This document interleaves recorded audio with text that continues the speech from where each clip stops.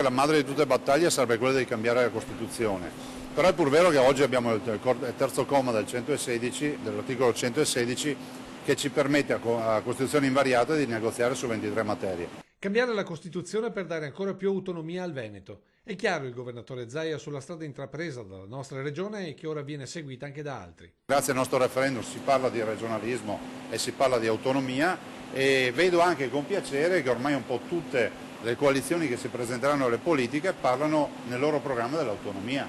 Del resto non potrebbe che essere così, visto e considerato che c'è Veneto, c'è Lombardia, c'è Emilia Romagna, c'è Liguria, c'è Campania, c'è la Puglia, per cui tutta l'Italia pian piano per la proprietà transitiva diventerà autonoma. A gennaio verrà definito il percorso per ottenere le prime 5 materie, tra queste il governatore ha particolarmente a cuore il tema del lavoro, per il quale, oltre alla formazione e all'aggiornamento, chiede a imprese e lavoratori di pensare alla Veneta. È fondamentale affrontare questo problema da Veneti in Veneto, per tutti quelli che sono qui in Veneto, perché abbiamo 175.000 persone in cerca di lavoro, tra i quali sono molti giovani e molti over 50. E quindi penso che un abito sartoriale su misura anche al mercato del lavoro con l'autonomia vada fatto. Del resto le regioni che lo fanno hanno bei risultati.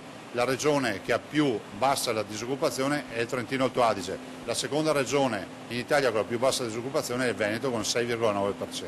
E per chi in tema di autonomia ha invece deciso di cambiare, arriva inevitabile il monito. Ho sentito dire per anni che Sappada se ne va per fatti culturali e allora prendo atto dei fatti culturali, però dico anche che Sappada secondo me non è andata in Friuli. Sappada apre gli occhi e è andata in Carnia, quindi si renda conto della grande avventura che sta per intraprendere.